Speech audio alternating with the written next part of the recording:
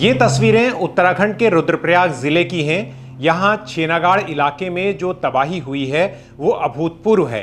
इस क्षेत्र में केदारनाथ आपदा के बाद बताया जा रहा है ये सबसे बड़ी तबाहियों में है और छेनागाड़ नाम का इलाका जो पूरी तरह से यहाँ साफ हो गया है।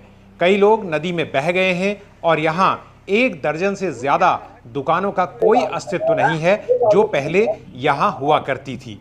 यहाँ कुछ स्थानीय पत्रकारों और हमारे साथी गजेंद्र रौतेला ने पहुंचकर हमें जो जानकारी भेजी है वो हैरान करने वाली है।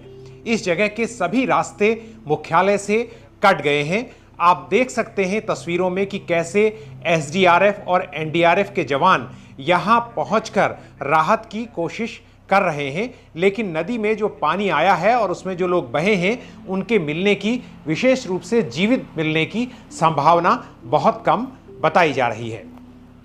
नमस्कार, मेरा नाम है हृदय जोशी और आप देख रहे हैं इको एंड एनर्जी टॉक। इस साल उत्तराखंड में जो भारी तबाही हो रही है लगातार, उसकी कवरेज हमारे इस चैनल पर जारी है। अभी रुद्रप्रयाग मुख्यालय से कोई 50 किलोमीटर की दूरी पर छेनागाड़ पूरी तरह से बर्बाद हो गया है और इसकी तस्वीरें या इसके बारे में जानकारी आपने समाचार पत्रों में जरूर देखी होगी, लेकिन फर्स्ट हैंड इंफॉर्मेशन के लिए प्रकृति संस्था के गजेंद्र रौतेला, जो मेरे साथ कई जो पर्वतीय यात्राओं का एक हिस्सा भी रह चुके हैं और एक सजग नागरिक हैं, उन्होंने वहां पहुंचकर इको एंड एनर्जी टॉक के लिए ये जानकारी भेजी है। तो मैं इस समय घटनास्थल पे ग्राउंड जीरो पे छेनागाड़ में मौजूद हूँ और मैं समझ नहीं पा रहा हूँ कि मैं छेनागाड़ को किस तरह से याद करूँ। मेरी स्मृतियों में जो छेनागाड़ है, उन स्मृतियों में छेनागाड़ में 10-15 दुकानें हुआ करती थी, जिसमें राशन पानी की दुकान से लेकर के चाय पानी ढाबा और एक मेडिकल स्टोर और मिठाई की दुकान, जो गांव का एक जो जरूरी बाजार होता है, तो उसमें जो भी जरूरी सामान होता है वो यहाँ पर मिल जाता था। छोटा मोटा जो सब्जी वब्जी है वो यहाँ पर मिल जाती थी। लेकिन आज मैं देख रहा हूँ कि जो छेनागाड़ है, इस मलबे के नीचे जहाँ पर मैंने कभी खाना खाया, चाय पी और एक पड़ाव के रूप में यहाँ पे रुके रहे, विश्राम किया, अपनी गाड़ी खड़ी की और बाइक खड़ी की यहाँ पर, तो वो आज नेस्त नाबूद हो गया है। उसकी पहचान खत्म हो चुकी है। वो मलबे के नीचे, जिस मलबे में मैं खड़ा हूँ उसके नीचे दफन है। और ये जो पुल है, ये पुल आगे की तरफ जो ये है ताल जामण और गुप्तकाशी की तरफ जो नाग जगई वाला जो सड़क जाता है, लवारा लमगंडी वाला, आप वो देख पा रहे हैं। और सामने जो ये जो बस है, उस बस के पीछे की तरफ जो है वो फॉरेस्ट की यहाँ पर चौकी है। और जो ये आप देख रहे हैं ये ही छेनागाड़ है। यहाँ तक इसको छेनागाड़ कहते हैं जब ये पूर्वी बांगर के गाँवों से की जलधाराओं से मिल करके बनती है, जिसमें गाँव हैं डांगी, खोड़, भुनाल गाँव, मथिया गाँव, बक्सीर और उछोला, भौर, ये सारे जो गांव हैं उनकी जलधाराओं से मिल करके बनता है। और जब मैं यहाँ पे कार्यरत था तो ये जो उछोला वाली सड़क है जो आप इस फ्रेम में देख रहे हैं पीछे की तरफ, जहाँ ये एक जेसीबी भी काम कर रहा है, तो वो नहीं थी। यहाँ तक कि तब यहाँ पर लाइट भी नहीं थी। लेकिन उसके बाद 2009 तक ये सारी सुविधाएं नहीं थी, लेकिन उसके बाद यहाँ पर ये सुविधाएं आई और ये सड़क जो है यहाँ से घंगासू जाते हुए सारे गांव को कनेक्ट करती है, जो गांव मैंने पहले बताए हैं। और इसी में से एक डाइवर्जन उछोला के लिए जाता है, जहाँ पे मैं कार्यरत था और 2005 से लेकर के 9 तक मैं रहा हूँ। तो मेरी स्मृतियों में यहाँ पर एक उछोला के ठेकेदार देव सिंह जी हुआ करते थे। उनकी दुकान थी, उनका घर था और उसके ऊपर पोस्ट ऑफिस भी था। उसके बगल में यहाँ पर जो ये बड़ा पत्थर दिखाई दे रहा है, यहाँ पर केसर सिंह जी की दुकान थी। तो ये उनकी राशन परचून की दुकान थी, तो वो यहाँ पर रहते थे और राशन पानी की सप्लाई जो गाँव के लिए होती थी वो करते थे। और जहाँ पर अभी ये लोग खड़े हैं और पत्थर के ऊपर, तो यहीं पर तो जयदीप को हमने देखा है कि जिसने बहुत बचपन से ही काम धंधा अपना शुरू किया, अपना काम किया और अच्छी प्रगति की, अच्छी प्रोग्रेस की और धीरे धीरे उसने अपने व्यापार में प्रगति की। और उसने यहाँ पर एक प्रकार का वो इस क्षेत्र का जो घंगासू बांगर जो पूर्वी क्षेत्र है बांगर का, तो उसका सप्लायर बना। तो अच्छी खासी दुकान यहाँ पर उसने इस्टेब्लिश कर दी थी, उसका अच्छा खासा रोजगार का साधन था।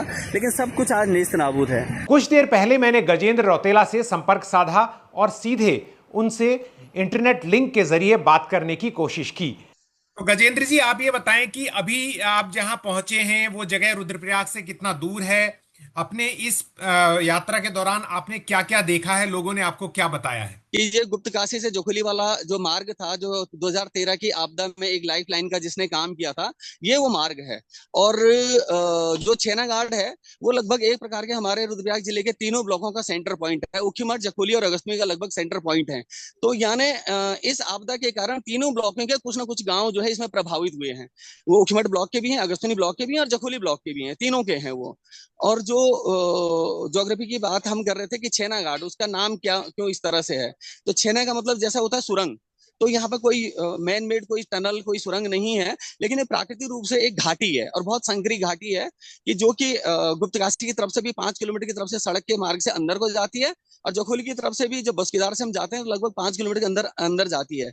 और वो घाटी जो है ऊपर, जो पूर्वी बांगर के जो गांव हैं, वो उसमें टांगी है, खोड़ है, भुनाल गांव है, बक्सीर है, मच्छा गांव है, उछोला है, भौर है। तो ये बड़ी आबादी वाले क्षेत्र हैं कि जबकि ये घाटी में हम अंदर घुसते हैं, और लगभग 10 किलोमीटर अंदर घुसने के बाद जो एक और एक डाइवर्जन है, मतलब जो स्टेट हाईवे है गुप्तकाशी सेना वाला, तो उससे अंदर हम जब जाते हैं तो ऊपर एक कटोरा नुमा जगह में ये सारे गांव हैं। और ये जी। अच्छे हैबिटेट विलेज हैं, क्योंकि यहाँ पे जो है पलायन थोड़ा कम मात्रा में है, क्योंकि यहाँ पे आजीविका जो है स्थानीय जो कृषि है, जो खेती बाड़ी वाले लोग हैं, जो पहाड़ी इलाकों में होता है, आलू होता है, राजमा होता है, भेड़ पालन है, पशुपालन है।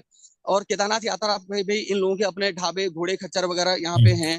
तो स्थानीय जो आजीविका है, घी का भी यहाँ पे व्यापार होता है, जो पशु उत्पाद है उसका व्यापार होता है, भेड़ पालन का काम यहाँ पर होता है, बकरी पालन का काम होता है। तो इस वजह से यहाँ पर जो है पलायन भी कम है, तो सभी गांव ज्यादातर आबाद गांव है। मैं छेनागढ़ में तो सारा तबाह हो चुका है और हमारी दुकानें भी सारी तबाह हैं, 10-15 दुकानें। और इस समय वहाँ पे DDRF के जवान गए थे सुबह, वो दोपहर को वापस लौट गए हैं। और इस समय एक जेसीबी लगा है, बाकी कोई भी अधिकारी अभी वहाँ नहीं पहुँचे। छेनागाड़ में जो बारिश हुई है जिसने भूस्खलन को ट्रिगर किया है, वो बादल फटने की जो तकनीकी परिभाषा है 100 mm 1 घंटे के भीतर, उसकी श्रेणी में आती है या नहीं, इस बारे में हम इंतजार करेंगे जानकारों की क्या राय है। फिलहाल जो बात मुझे गजेंद्र ने बताई वो आप सुन सकते हैं। मेरे लिए ये एक बड़ा प्रश्न है, और मैं बार बार इसके बारे में सोच रहा हूँ, क्योंकि मैं आईएमडी के प्रेस नोट और उनकी रिपोर्ट्स वगैरह में देख रहा था। तो आईएमडी का कहना यह है कि इस बीच उनके पास में सिर्फ देहरादून के कालसी के पास कोई जगह है, तो वहां का रिपोर्ट हुआ है उनके पास में, मेरे ख्याल से 90 mm के आसपास, या मतलब 85 या 90 के आसपास का उनके पास में कुछ रिकॉर्ड हुआ है कि जो सबसे मैक्सिमम जो बारिश हुई है। तो उस पैरामीटर के हिसाब से अगर देखें तो 100 mm तो वहां भी टच नहीं होता है। और यहाँ की वो दर्ज करना बताते हैं कि यहाँ इस पूरे क्षेत्र की, कि वो कहते हैं कि लगभग 48 या 49 mm के आसपास वो बता रहे हैं कि यहाँ पर जो है बारिश हुई है। तो उस लिहाज से तो उनकी दृष्टि से देखें तो ये बादल फटने की घटना नहीं कही जा सकती। लेकिन दूसरी तरफ सवाल ये भी है कि कल जब हम लोग सुबह यहाँ पर पहुंचे, और जो सबसे आसानी से हम बसकीदार पहुंच सकते थे, तो बसकीदार पहुंचने के बाद हम लोग जब पैदल निकले यहाँ से, तो लगभग 6-7 किलोमीटर के पैदल चलने के बाद हम छेना घाट पहुंचे हैं। तो उस 6-7 किलोमीटर के बीच में 9 स्पॉट इतने खतरनाक, इतने बड़े हैं, जैसे कि आप छेना घाट का देख रहे हैं, तो लगभग उसी तरह के 9 स्पॉट हैं। तो 6-7 किलोमीटर के बीच में 9 स्पॉट, इतने बड़े स्पॉटों का होना, तो ये क्या दर्शाता है? ये एक बड़ा सवाल है। मुझे लगता है कि या तो हिमालयी क्षेत्रों के ध्यान में रखते हुए उन पैरामीटर को दोबारा से सोचना चाहिए, या कुछ और इसके और जांच पड़ताल या और रिसर्च होनी चाहिए, या उसका कुछ और नाम हो सकता है, तो मुझे मालूम नहीं, ये तो जानकार और एक्सपर्ट लोग बताएंगे। और वहां पर अभी तक जो ऑफिशियली जो हमारी लोगों से बात हुई है, ऑफिशियल से बात हुई है, तो उनका कहना है कि लगभग वहां पर 9 लोगों के दबे होने की सूचना है। तो कल मैं जब एनडीआरएफ के लोगों से बात कर रहा था, तो मैंने उनको पूछा कि अभी तक क्या कोई ह्यूमन रिमेन्स कोई मिला है या मिलने की संभावना। उन्होंने बिल्कुल मना कर दिया कि नहीं, कोई संभावना इस तरह की कोई दिखती नहीं है। और सबसे बड़ी बात यह है कि यहाँ पर इतने बड़े पैच में सड़कें अवरुद्ध हैं, आने का कोई साधन नहीं है। तो 2 जेसीबी, छोटे जेसीबी यहाँ पर काम कर रहे हैं, और जिस तरह से यहाँ पे बड़े बड़े बोल्डर आए हुए हैं, तो मुझे लगता नहीं है कि उन 2 छोटे जेसीबी के कारण से ये सड़कें यहाँ पे खोली जा सकती हैं। उसके लिए मशीनें किसी न किसी तरह से पहुंचानी होगी, क्योंकि ये 3 तरह से सड़क से जुड़ता है, एक तरफ गुप्तकाशी से, और एक तरफ ये जखोली की तरफ से, और एक तरफ ये अगस्तुमनी या चंद्रापुरी की तरफ से जुड़ता है। तो तीनों मार्ग आज की डेट में अभी भी अवरुद्ध हैं। छेनागाड़ की तबाही के साथ हम ये देख रहे हैं कि हिमाचल, जम्मू कश्मीर, पंजाब, महाराष्ट्र हर जगह अतिवृष्टि हो रही है। वैज्ञानिकों का और मौसम विज्ञानियों का साफ तौर पर कहना है कि ये चरम मौसमी घटनाएं किसी न किसी स्तर पर जलवायु परिवर्तन प्रभाव से जुड़ी हुई हैं। आने वाले दिनों में ऐसी घटनाओं की संख्या और इनकी मारक क्षमता और बढ़ेगी। जाहिर तौर पर सरकार को न केवल लोगों तक पहुंचना है, उनकी मदद करनी है, उनके आर्थिक नुकसान की भरपाई करनी है, जो उनके यहाँ लोगों की जान गई है उसकी जगह रोजगार पैदा करना है, बल्कि सरकार को ऐसे समावेशी मॉडल को भी लाना है जिससे इस तरह की आपदाओं के प्रभाव को कम किया जा सके। हम इस पूरे मामले पर लगातार नजर रखेंगे। इको एंड एनर्जी टॉक पर यह कवरेज, सरोकारी कवरेज जारी रहेगी।